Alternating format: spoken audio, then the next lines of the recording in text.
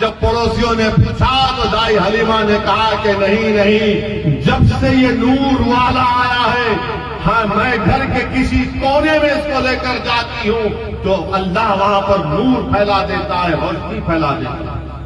تو میرے عزیز دوستوں اور بزرگوں، اس بات کا آپ کو خیال رکھنا ہے، کیونکہ یہ مجلس اتحاد المسلمین کا ایک جلسہ ہے۔ میں آپ سے اپیل بھی کرنا چاہوں گا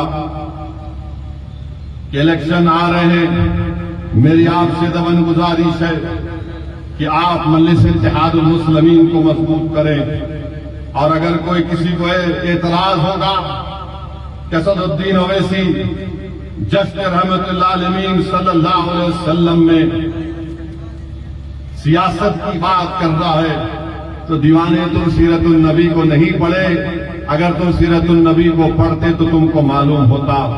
کسی شاعر نے اچھا کہا کہ جدا ہو دین سے سیاست تو رہ جاتی ہے changezi.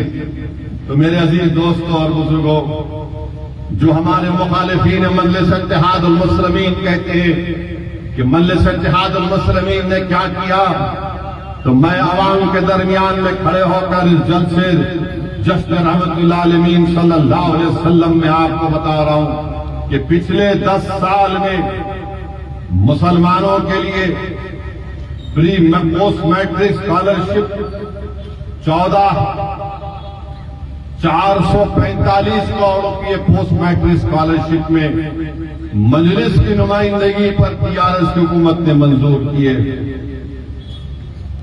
Reimbursement of tuition face 10 سال میں 1625 کروڑ، پری میٹرک اسکالرشپ جو گورنمنٹ آف انڈیا کے لیفٹ اوور تھے اس میں 21 کروڑ، چیف منسٹر کی اوورسیز اسکالرشپ میں 521 کروڑ، جس میں 2975 بچوں کو بیٹیوں کو اسکالرشپ ملی۔ ٹیمرس میں 2975 کروڑ مجلس کی نمائندگی پر TRS کی حکومت نے خرچہ کیا۔ 1,35,000 مسلم بچے اور بچیاں بھی پڑھ رہے ہیں۔ 6 سال میں 80,000 مسلم بچے اور بچیاں 12ویں جماعت کی تعلیم مکمل کر کے نکل چکی ہیں۔ 1,35,000 ابھی پڑھ رہی ہیں۔ 80,000 6 برس میں 12ویں جماعت مکمل کر کے الحمدللہ نکلی ہے۔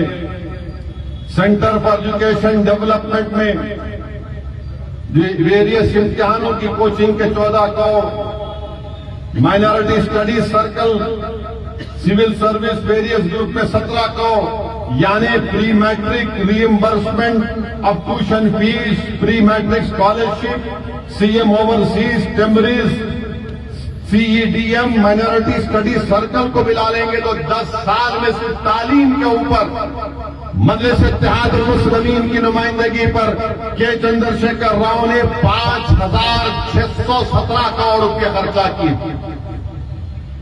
5,617 کروڑ روپے، اور کتنے مسلم بچے اور بچوں کو فائدہ ہوا اس میں؟ اس 8 اسکیم میں 27,34,628 مسلم بچوں کو فائدہ ہوا۔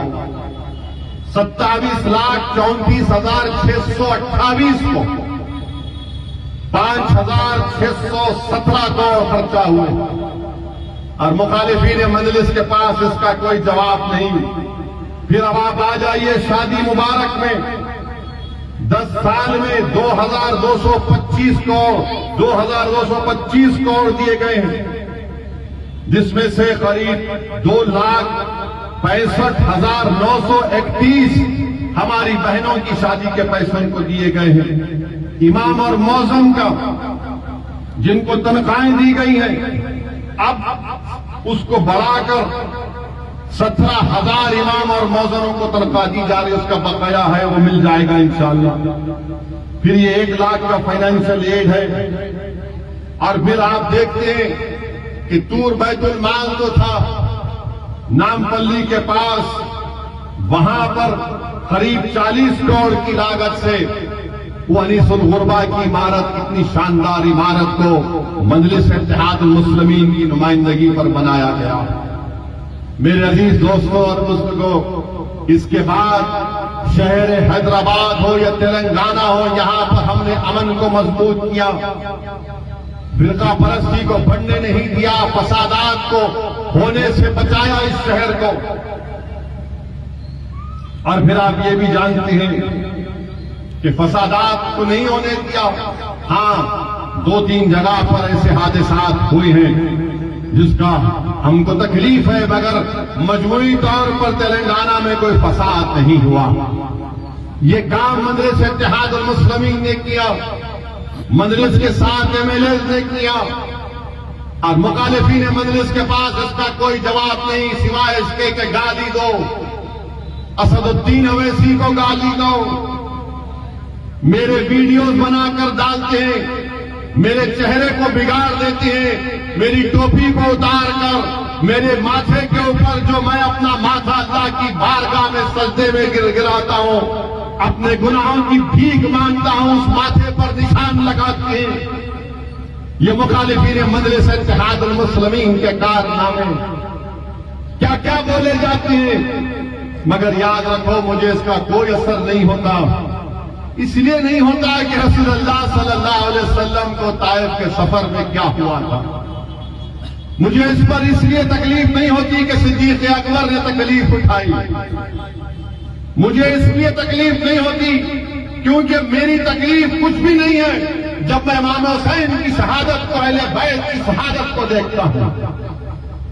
میرے عزیز دوستوں اور بزرگوں، جنگ موطا میرے سامنے ہے، احد کا میدان ہمارے سامنے ہے، جنگ خندق ہمارے سامنے ہے کہ صحابہ ایک پتھر اپنی پیٹ پر باندھے ہیں تو آقا 2 پتھر اپنے پیٹ پر باندھے۔ میرے عزیز دوستوں اور بزرگوں، میری آپ سے صرف یہی اپیل ہے، یہ جماعت آپ کی ہے، اس جماعت کو اور مضبوط کریے۔ لوگ مجلس پر، مجلس کے قائدین پر جو چاہے اپنی زبان سے کہے جاتے ہیں، مگر الحمدللہ اللہ کا کرم اور فضل ہے، صدقہ نبی کریم صلی اللہ علیہ وسلم کا، کہ ہم اپنے مقصد میں اٹل ہیں، ہم اپنے کام میں اٹل ہیں، اور ہمارے پیروں کو کوئی ڈگمگا نہیں سکتا، ہمارے حوصلوں میں کبھی کمی نہیں آئے گی۔ تم جتنا ہم کو گالی دو گے، جتنا تم جھوٹ بولو گے، اتنا ہمارا حوصلہ عزم بڑھے گا۔ میرے عزیز دوستوں اور بزرگوں، مجھے کسی نے، ہمارے ایک مجلس کے پرانے چاہنے والے نے مجھ سے آ کر گھر پر مل کر کہا کہ اسد الدین اویسی صاحب، آپ کیوں جاتے ہیں سارے ہندوستان میں؟ کیا ضرورت ہے آپ کو جانے کی؟ آپ کیوں جاتے ہیں اتر پردیش، کیوں جاتے ہیں بہار، مہاراشٹر، جھارکھنڈ، کرناٹکا، دلی، کیوں جاتے ہیں؟ آپ کی گاڑی پر گولیاں چلائی گئیں، آپ پر الزام لگاتے ہیں لوگ کہ آپ خدا سے ملے ہوئے ہیں۔ پرانے مجلسی تھے، سالار کے دور کے بہترین ساتھی تھے، انہوں نے مجھ سے آ کر بڑی ہمدردی سے مجھ سے کہا، میرا ہاتھ پکڑ کر کہا کہ اسد بابا مت جاؤ، بس کرو، یہ کیا بولتے ہیں لوگ۔ تو میں نے ان سے کہا کہ آپ کی ہر بات کو میں اپنے بڑی عزت سے اپنی نگاہوں پر رکھتا ہوں۔ میں نے ان سے کہا کہ میں نے ایک بہت بڑے عالم دین سے سنا کہ امام حسین کربلا کیوں گئے تھے، امام حسین کربلا کیوں گئے تھے، امام حسین کس فکر میں کربلا کو گئے تھے۔ میں نے اس پرانے ہمارے مجلس کے قائد سے کہا کہ امام حسین ایک فکر لے کر گئے تھے، امام حسین نے ایک پیغام دیا ہم تمام کو کہ ظالم کے آگے نہیں جھکنا، ناانصافی کے خلاف آواز اٹھانا، مظلوم کا ساتھ دینا، طاقت کے آگے سر نہیں جھکانا، اپنے حق کے لیے سچا، اگر سچ ہو، حق پر ہو تو لڑو، مقابلہ کرو۔ میں نے ان سے کہا کہ یہی چیز میرے سامنے ہے۔ انہوں نے کہا کہ پھر سے گولیاں چلیں گی، میں نے کہا میں مرنے تیار ہوں، خدا کی قسم کھا کر کہہ رہا ہوں کہ میں مرنے تیار ہوں، اپنی جماعت کے لیے، غریب اور مظلوموں کے لیے۔ میری زندگی کی کوئی قیمت نہیں ہے، یہ اللہ کا کرم ہے کہ اللہ نے مجھے رسول اللہ صلی اللہ علیہ وسلم کا امتی بنایا. یہ اللہ کا کرم ہے کہ اللہ نے مجھ جیسے ایک بیکار کو، ناقص کو مجلس کا ایک سپاہی بنایا کہ میں آج مظلوم عوام کے لیے، مسلمانوں کے لیے، غریبوں کے انصاف کے لیے کونے کونے میں جاتا ہوں. ورنہ مجھ میں کیا قابلیت ہے؟ میں بھی حیدرآباد کے گلی کوچوں میں پھرنے والا ایک نوجوان تھا. مجھے بھی اندازہ نہیں تھا کہ اللہ مجھے یہاں تک پہنچائے گا. یہ دعا ہے میرے ماں باپ کی، میرے مرحوم والد کی. یہ دعا ہے اولیاء اللہ کے اہل دل کی. یہ دعا ہے ان علماء کرام کے جن کے ہاتھوں کو میں بڑی عزت سے چومتا ہوں. یہ دعا ہے جامعہ نظامیہ کے مرحوم حضرت طاہر رضوی صاحب قبلہ رحمت اللہ علیہ کی، شیخ الحدیث کی، خواجہ شریف صاحب رحمت اللہ علیہ کے، بہت بڑے بڑے علماء کرام کے ہاتھ چومتا ہوں اور ان سے کہتا ہوں کہ بس آپ ایک ہی دعا کرو میرے لیے، میرے ایمان کی سلامتی کے لیے. جو لوگ آج مجھ پہ الزام لگاتے، لگاؤ، مجھے کوئی فکر نہیں ہے، مگر یاد رکھو ایک دن جب میدان ہوگا نا، جب اللہ سب کا فیصلہ کرے گا، رائے برابر چیز کا فیصلہ کرے گا، تم جب تیار رہنا، تم جب تیار رہنا، مجھے اس کی کوئی فکر نہیں ہے. میرے عزیز دوستوں اور بزرگوں، آج سالے نگر کنچا میں پچھلے 4-5 دن سے مختلف دورے چل رہے ترقیاتی کاموں کے. میں جب قلعے گولکنڈہ میں داخل ہوا تو مجھے یاد آیا کہ برسوں پہلے قائد سالار ملت کے ساتھ میں آتا تھا. میری عمر 12-13 سال کی ہوگی. اس زمانے میں جلسے رات کے 3-3 بجے تک چلتے تھے. مجھے قائد یاد آئے، میرے والد مرحوم یاد آئے. میں بیٹھا تھا گاڑی میں. انسان ہوں میرے بھائی، ظاہر ہے جس کے والد نہیں ہوتے دنیا میں، ہر اگر بیٹا ہوگا تو اس کو بیٹی ہوگی تو اس کے اپنے باپ ماں یاد آتے. مجھے بھی یاد آئے. سالار کی باتیں دماغ میں آنا شروع ہو گئیں. ہم اتر کر ابتدا کر رہے تھے مذرات. آپ جب اپنے والدین کے والد کو یاد کرتے ہیں تو تھوڑا آپ خاموش ہو جاتے ہیں. ہم اترے تو اچانک ایک ضعیف بزرگ کو میں دیکھا. میرا ہاتھ پکڑ لیے، بولے اب تمہارے کو نہیں چھوڑوں گا، میری دکان پہ چلو. اور اتنی دعائیں دیے مجھے، اتنی دعائیں دیے کہ اللہ تمہارے کو سلامت رکھے، اللہ تمہاری حفاظت کرے.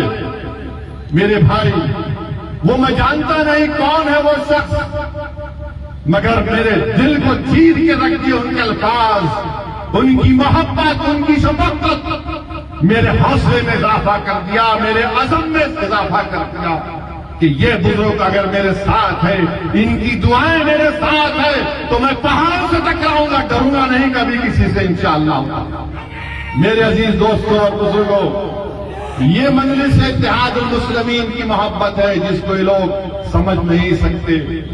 ارے تم گالی دو، جھوٹ بولو، جو کرتے کر لو، جب تک اللہ زندہ رکھے گا ہم تمام کو، ہم اپنی جماعت کے لیے کام کرتے رہیں گے. اب یہ تلنگانہ کا کانگریس کا صدر چمٹی کو بھی پر نکل گئے. اب یہ بول دیا کہ اسد الدین اویسی کا خاندان مہاراشٹر سے آئے. ارے دیوانے، ہم مہاراشٹر سے نہیں آئے، ہم بابا آدم یہاں پر آئے تو ان کے ہمارے ابا انہوں ہیں. تو پورا ہندوستان ہمارا ہے. بابا آدم یہاں آئے تو ابا کی زمین میں بیٹے کا حق نہیں ہوگا کیا؟ تم کہاں سے آئے بتاؤ؟ میں تو بابا آدم کا نسبت بتا دیا، بولو تم کہاں سے آئے، کدھر سے آئے تم؟ یاد رکھو تم میری زبان کا مقابلہ نہیں کر سکو گے، مگر آپ کو بتانے کے لیے کہہ رہا ہوں کہ یہ کانگریس کا یہ لیڈر جو تلنگانہ کی کانگریس کا صدر ہے، اس کی زبان سے نکلنا کہ یہ تلنگانہ کے نہیں ہے، یہ RSS کی زبان ہے کہ مسلمان ہندوستان کے نہیں ہے، اسلام بھارت کا نہیں ہے، اسلام باہر سے آیا. یہ سوچ ہے اس جماعت کے صدر کی. یہ یہاں کے نہیں ہیں، وہ وہاں کے. یہی تو آر ایس ایس گولوالکر سے لے کر پنڈت دین دیال اپادھیائے سے لے کر یہ سب تو یہی لکھے. کیا لکھا تھا گولوالکر نے وی اور نیشن آف ڈیفائن میں؟ یہی تو بات لکھی تھی. آر ایس ایس کے سر سنچالک کے بیانات پڑھ لو آپ پچھلے 40 سال 50 سال پرانے، وہ یہ کہتے ہیں کہ مسلمان اسلام اس ملک کا نہیں ہے، باہر سے آئے. تو وہی زبان میں یہ کہہ رہا ہے کبوتر. مگر یاد رکھو تمہاری ان باتوں سے کوئی فرق نہیں پڑے گا. ہاں تم نے تمہارے دل اور دماغ پہ جو نفرت ہے مسلمانوں کے لیے تم نے ظاہر کر دیا. تلنگانہ کے تمام مسلمانوں کو بتا دیا کہ تم بولو گے تو گولوالکر کی زبان میں بولو گے، تم بولو گے تو دین دیال اپادھیائے کی زبان میں بولو گے، تم بولو گے تو آر ایس ایس کی کتابوں میں جو زہر لکھا گیا اس کو تم اپنی زبان سے بولو گے. تو یاد رکھو ہم آر ایس ایس سے 70 سال سے مقابلہ کرتے آ رہے ہیں، تم نہیں کرے. اور یہ کون تھا یہ صدر ان کا؟ 1999 میں آپ کو یاد ہوگا جب مرحوم سید سجاد اسمبلی کا الیکشن لڑے، یہ کانگریس کا صدر کشن ریڈی کے ساتھ کام کر رہا تھا بی جے پی کے لیے. میں دیکھا اپنی آنکھوں سے اس کو دیکھا. میں نے کہا پر یہ گڈی ملکا پور کی مارکیٹ اس وقت کا علاقہ کاروان میں تھا، وہاں پر پھر رہا تھا کشن ریڈی کے ساتھ. اب ہم کو بول رہے ہیں، ہم کو سبق. یاد رکھو تمہارا پورا شجرا ہمارے پاس ہے. تم کب تھے 1999 میں؟ تمہاری جوانی میں تم اے بی وی پی میں تھے، وہاں سے نکل کر تم گئے آر ایس ایس میں تھے، پھر تم بی جے پی میں آئے، پھر بی جے پی میں پھر تو آر ایس ایس نے کہا کہ نہیں اب تم چندرڑو کے پاس چلے جاؤ جو اب جیل میں ہے. تو چندرڑو کے پاس گئے. جب چندرڑو کا معاملہ ختم ہوا تو کود گئے کانگریس میں. تو کانگریس ایسے لوگوں کو لیتی ہے جو آر ایس ایس کی زبان میں بولتے ہیں. تو میرے عزیز دوستوں اور بزرگوں، میری آپ سے ہی گزارش ہے کہ مجلس اتحاد المسلمین کو مضبوط رکھیے. یہ آپ کی آواز ہے، یہ آپ کی طاقت ہے. اور بہت سی چیزیں آئیں گی الیکشن کے دوران میں. ہمارے کام آپ کے سامنے ہے. کاروان میں ترقیاتی کام آپ کے سامنے ہے. حلقہ اسمبلی کاروان میں 290 کروڑ کی لاگت سے سیوریج کا کام ہو رہا ہے، اور مجھے یقین ہے کہ جب یہ کام پائے تکمیل کو پہنچے گا انشاءاللہ تو کاروان کے 90% علاقوں میں نئی سیوریج لائن کی وجہ سے گندگی کا خاتمہ ہوگا. ہمارے ایم ایل اے، ہمارے اراکین، ہمارے صدر و معتمدین محنت کر رہے ہیں کہ اور ترقیاتی کام ہو. مجھے یقین ہے کہ انشاءاللہ تعالی وہ تمام کام پائے تکمیل کو پہنچیں گے. میری آپ سے صرف یہی گزارش ہے کہ مجلس کو مضبوط رکھیے اور کانگریس پر یقین مت کریے. میں دیکھ چکا ہوں کانگریس پورے ہندوستان میں کیا کیا. راجستھان میں آپ دیکھ لو کہ جنید اور نصیر کو کڈنیپ کر کے لے کر چلے جاتے ہیں، زندہ جلا دیا جاتا ہے. جنید نصیر کو زندہ جلا دیا جاتا ہے، اور اس کے بعد ان کے گھر والوں کو صرف ملتے ہیں 15 لاکھ، ابھی تک 5 لاکھ دیے. وہی کنہیا لال جس کو دہشت گردوں نے مار دیا، اس کو 50 لاکھ اور نوکری، مگر جنید اور نصیر کو کوئی نہیں. کانگریس کی حکومت ہے. جب پلین کے کمپارٹمنٹ میں ایک دہشت گرد نے مسلمانوں کا داڑھی اور نام دیکھ کر گولیاں چلائی تو بازار گھاٹ کا رہنے والا ایک شخص اس نے اس کو شہید کر دیا. اس دہشت گرد نے مجلس کے میلے نے اٹھایا تلنگانہ کی اسمبلی میں. کے ٹی راما راؤ نے کہا کہ تلنگانہ کی حکومت ایس گریشیا دے گی، 2 BHK دے گی، اور ایک نوکری اس بیوہ کو دی جائے گی. ایک اور مرنے والا بہار کا تھا، راجستھان میں رہتا تھا. بتاؤ کانگریسیوں، جب تلنگانہ کی حکومت ایک مسلمان کی بیوہ کو جس کو ایک دہشت گرد نے مارا اس کو نوکری دی، 2 BHK دیا، ایس گریشیا دیا، تو تمہاری حکومت راجستھان میں کچھ نہیں دیے. کیوں نہیں دیے؟ بہار میں نتیش کمار کیوں نہیں دیے؟ تو معلوم ہوا کہ وہاں پر مجلس نہیں ہے. یہ یہی چاہتی ہیں کہ ہم کو ڈرایا جائے, مسلمانوں کو ڈرایا جائے, ڈرا کر ووٹ حاصل کیا جائے. کرناٹکا کی مثال دینا غلط ہے. یہ تلنگانہ ہے, حیدرآباد ہے, یہاں پر مجلس ہے اور بڑے بڑے آ کر چلے گئے. ہم نے بی جے پی کی بھنڈی میں پنچر لگا دیا تو کانگریس کو بھی انشاءاللہ تعالی روکیں گے, پنچر لگائیں گے ان کو بھی. بڑی بڑی باتیں کانگریس کر رہی ہے. ارے میں کہہ رہا ہوں, اگر آپ ہندوستان کا سنویدھان اور آئین جب بن رہا تھا, قانون ساز اسمبلی کے آپ پڑھو, نوجوانوں پڑھو, تم پڑھتے نہیں ہو. کانسٹیٹیوشن اسمبلی کے ڈیبیٹس پڑھو, جب آئین بنایا جا رہا تھا. مسلمانوں کی اگر آج اسمبلی اور پارلیمنٹ میں کم نمائندگی ہے تو اس کا ذمہ دار یہ کانگریس ہے. یہ کانگریس ہے. میں بتا رہا ہوں آپ کو, آپ جب پڑھیں گے اس کمیٹی کی رپورٹ کو پڑھیں گے کہ کیسے ڈرا کر مسلمانوں کے تحفظات کو چھین دیا گیا, پولیٹیکل ریپرزنٹیشن کو کس طرح ان کو گنگا بنا کر دکھا دیا گیا. یہی ذمہ دار ہے یہ لوگ. اگر آج ہمارے پاس بھارت کے مسلمانوں کے پاس پولیٹیکل ریپرزنٹیشن نہیں ہے تو اس کا ذمہ دار نہرو اور سردار پٹیل ہے. میں جانتا ہوں کہ میڈیا اس کو اچھالے گا, مگر چیلنج کے ساتھ کہہ رہا ہوں, کانسٹیٹیوشن اسمبلی کے ڈیبیٹ سے کس طریقے سے ان کو دھوکہ دیا گیا. ارے آج تلنگانہ میں 2000 کروڑ کا بجٹ ہے وزارت اقلیتی بہبود کا. تمہارے راجستھان میں کیا ہے, 250 کروڑ. اتنے ہی مسلمان ہیں, 250 کروڑ ہے. میرے عزیز دوستوں اور بزرگوں, اور ہمارے وزیر اعظم تلنگانہ کو آئے, عجیب وزیر اعظم. ایک طرف یہ بولتے, ایک طرف یہ بھی بولتے.